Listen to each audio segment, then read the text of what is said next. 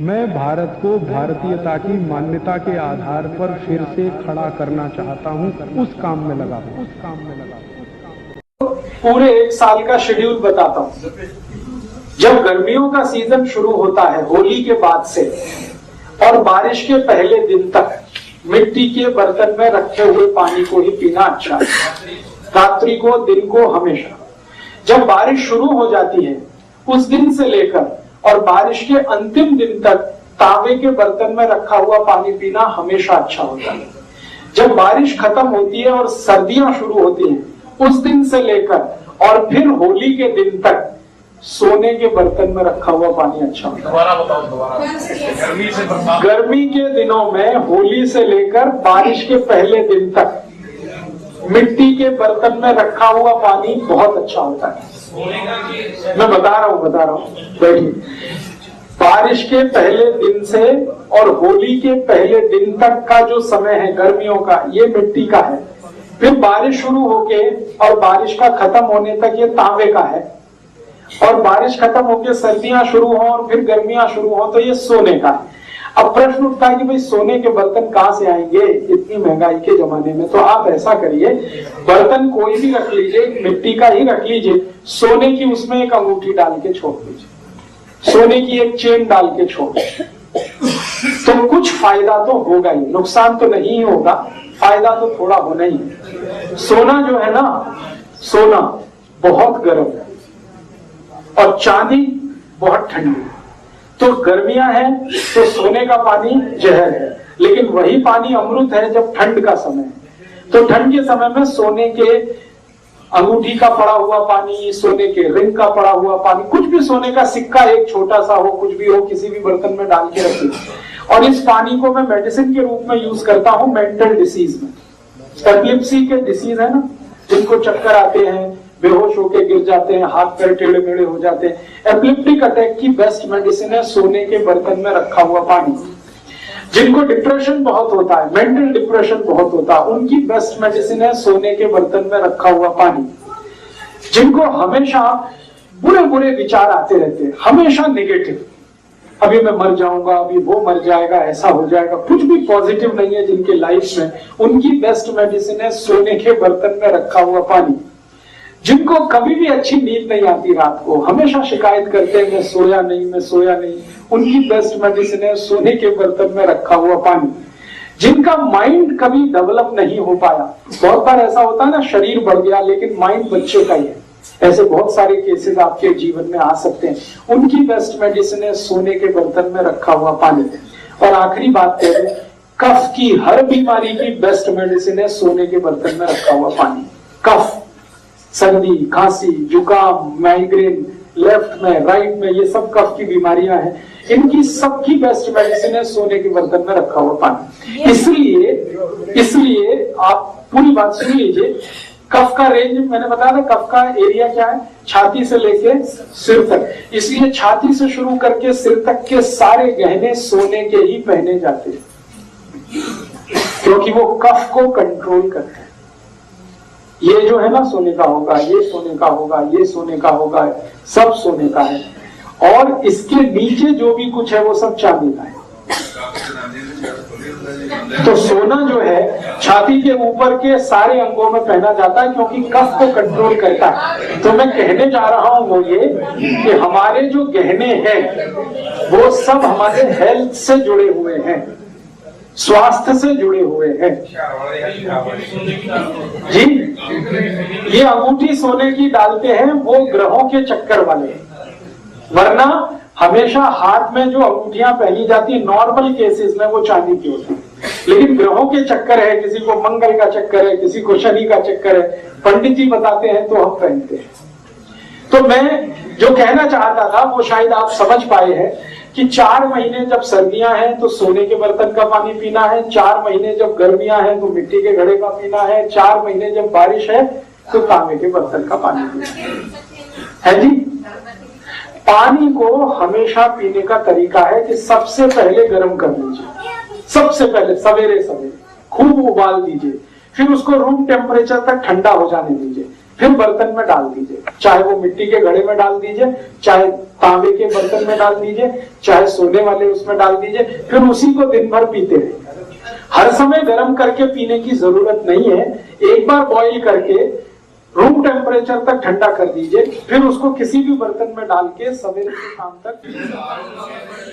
जी अभी आरओ का सवाल आया तो मैं इसको जरा बता देता हूं, वैसे मैं कल बताने वाला था। ये आरओ का पानी अच्छा कि नहीं, मैं आपको पानी के बारे में जानकारी दे दूं मोटी सी 2-3 मिनट में। वो ये कि आयुर्वेद जो कहता है सबसे अच्छा पानी है बारिश का पीने के लिए, जिसको अमृत कहा गया।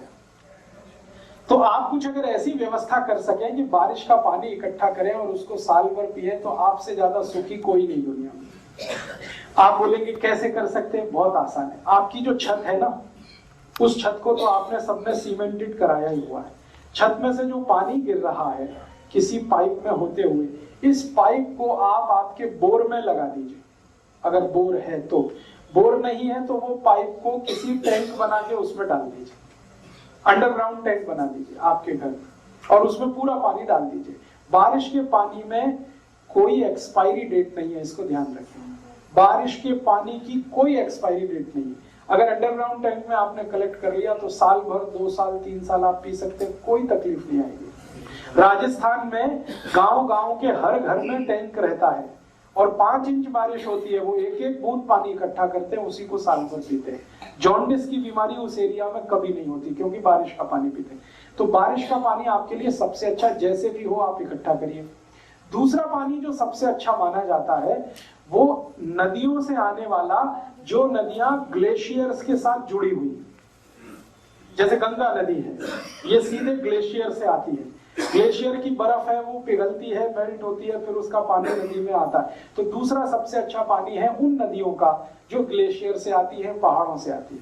तीसरा सबसे अच्छा पानी होता है तालाबों का, जो बारिश के पानी के रूप में ही इकट्ठा होता है।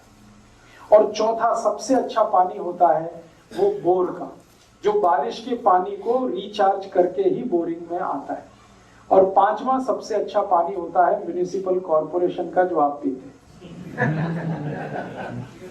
अब आप सोच लीजिए कि म्युनिसिपल कॉर्पोरेशन का पानी लास्ट में है, तो माने सबसे खराब है, सबसे अच्छा बारिश का। तो अब आपको तो कॉर्पोरेशन का पानी है, ये आपकी मजबूरी है। मैं चाहता हूं आप मजबूरी को थोड़ा बदलिए, 2-4 हजार रुपए खर्च करिए, या ज्यादा से ज्यादा 10,000 रुपए खर्च करिए। आपकी छत में स्लोप बना दीजिए और एक पाइप में पूरा पानी उतारिए, फिर उस पाइप को आपका एक टैंक बना के अंडरग्राउंड उसमें उतार। मैंने मेरे घर में ये व्यवस्था की है। मुश्किल से 22,000 रुपए का खर्चा आया, और उस खर्चे में मैं हर साल 1 लाख लीटर पानी कलेक्ट कर लेता हूँ। मेरे टैंक में उतना आ जाता है, साल भर हम पीते, हमारे पड़ोसी भी पीते। मेरा एड्रेस बहुत छोटा सा है, राजीव दीक्षित सेवाग्राम, वर्धा सेवाग्राम गांव में मैं रहता हूँ। तो हमने छोटा सा अपने घर में ऑल्टरेशन किया, छत को थोड़ा स्लोप दे दिया, और उसके बाद सारा पानी एक पाइप में दे दिया, नीचे एक अंडरग्राउंड टैंक बना दिया, उसमें पूरा पानी इकट्ठा होता है, साल भर हम उसी को पीते हैं। आप चाहें तो पंजाब में भी ये हो सकता है। हमारे यहाँ तो बारिश कम है, पंजाब में तो ज्यादा। हमारे यहाँ साल में 25 इंच बारिश है, और पंजाब में साल में 50 इंच से ज्यादा बारिश है। आप तो और भी ज्यादा पानी इकट्ठा कर सकते हैं, और ये पानी इकट्ठा करना पड़ेगा आज नहीं तो 10 साल के बाद, क्योंकि जमीन के अंदर का सारा पानी सूख रहा है। कितने दिन आप उसको निकालेंगे? हाँ, मिट्टी डल जाती है, तो उसको साफ कर लीजिए।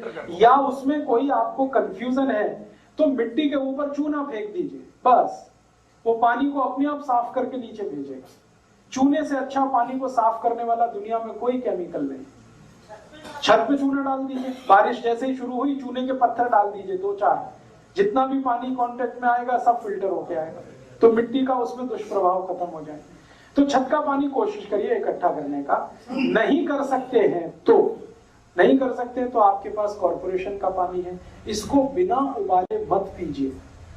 अब आप कहेंगे इस पानी को हम एरो में डालें और फिल्टर करें, या उबाले और पिए, दोनों में क्या बेहतर है? उबालना बेहतर है, क्योंकि जब एरो में आप पानी को फिल्टर करते हैं तो उसमें पानी को फिल्टर करते समय कुछ ऐसे केमिकल खत्म हो जाते हैं जो आपके शरीर को जरूरी है। तो एरो का पानी तो मजबूरी का पानी है, जब कुछ भी नहीं मिल रहा है। मुझे तो कई बार आप इसको मजाक मत कहिएगा, मैं आपको सीरियसली कहता हूं, मैंने एरो के जितने भी ब्रांड है मार्केट में, एरो तो एक ब्रांड है, बहुत सारी वाटर प्यूरिफायर मशीन है, सबका पानी निकाल निकाल के लेबोरेटरी भेजा टेस्टिंग के लिए। सभी टेस्टिंग की एक ही रिपोर्ट है कि किसी में फास्फोरस कम हो गया, किसी में कैल्शियम कम हो गया, किसी में आयरन कम हो गया, किसी में कुछ कम हो गया, किसी में कुछ कम हो गया। फिर मैंने इन कंपनियों को चिट्ठियां लिखी कि आप बोलते हैं कि आपकी मशीन बहुत अच्छी है, पानी को प्यूरिफाई करती है। तो उसने कहा हम कब बोलते हैं? वो कहते हैं हम पानी को प्यूरिफाई करने की मशीन बनाते हैं, पानी को क्वांटिफाई करना, क्वालिटीफाई करना, इसके लिए मशीन नहीं बनाते हैं। माने पानी की क्वालिटी को इंप्रूव करने की मशीन नहीं है हमारी पानी को प्योर करने की मशीन है। अब प्योरिटी क्या है? कुछ हैवी मेटल्स हैं पानी के, उनको निकाल दिया हमने, पानी का टेस्ट थोड़ा चेंज हो गया, लेकिन हम ये दावा नहीं करते कि इसकी क्वालिटी इंप्रूव कर दी हमने। तो आपको थोड़े से भ्रमजाल में फंसा के वो अपना धंधा करते हैं।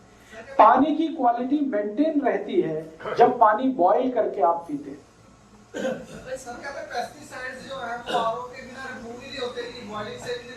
आपके शरीर में भगवान ने पेस्टिसाइड रिमूव करने के लिए 2 किडनी दे रखी है, 2 मशीनें हैं, उनका कब इस्तेमाल करेंगे आप? तो आप ये तो भूल जाइए, भगवान ने हमको 2 किडनी दी है, एक छोड़ के 2 दी है। मुंह तो एक ही दिया है खाने को, किडनी तो 2 दी है। वो इसी काम के लिए है कि जितना भी आप पेस्टिसाइड खा रहे हैं उसको खत्म करें या फ्लश आउट करें।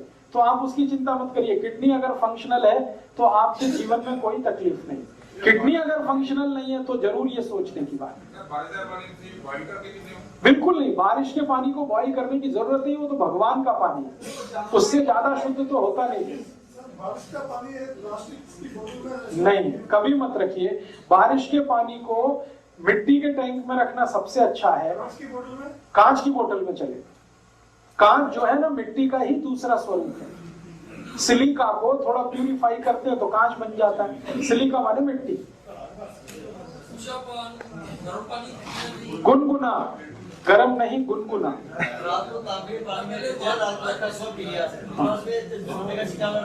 नहीं, तांबा और सोने का कॉम्बिनेशन नहीं है। आप सोने का सिक्का अलग रखिए, तांबे का अलग रखिए। सोने का सिक्का अभी डालिए इन दिनों में जब सर्दियां हैं, और तांबे का तब डालिए जब बारिश आ जाए। नहीं, रात को बॉईल किया हुआ पानी आप रख लीजिए, सुबह उठ के इसको पी लीजिए, कोई जरूरत नहीं दोबारा गर्म करने। रूम टेम्परेचर का पानी पी सकते हैं। ये सिर्फ एक ही व्यक्ति के लिए है, सुबह का पानी गरम गरम पीना, जिनको दमा है, जिनको अस्थमा है, जिनको ब्रोंकियल अस्थमा, जिनको ट्यूबरकुलोसिस है, उनको हर समय पानी गरम ही पीना चाहिए। जी नहीं, नुकसान कुछ नहीं है, आपको कोई नुकसान नहीं है, आप पीजिए, कोई नुकसान नहीं है। मैं तो कह रहा हूं जरूरत क्या है? जरूरत है asthma, bronchial asthma, tuberculosis patient को हर समय गर्म पानी पीने की उनकी जरूरत है। डाल दीजिए, मिट्टी के घड़े में सोने की अंगूठी डाल दीजिए, स्टील के बर्तन में डाल दीजिए। हाँ, प्लास्टिक छोड़ दीजिए। जी, तांबे के बर्तन में सोना नहीं डाला जाता, तांबे के बर्तन में तांबा ही पर्याप्त है। सोना डालने के लिए मिट्टी का बर्तन, स्टील का बर्तन, लोहे का बर्तन, कांच का बर्तन वो यूज करें। हाँ, एक बार गर्म करके रूम टेम्परेचर पे ठंडा करके फिर तांबे के बर्तन में भरिए, गरम गरम पानी मत भरिए, ठीक है?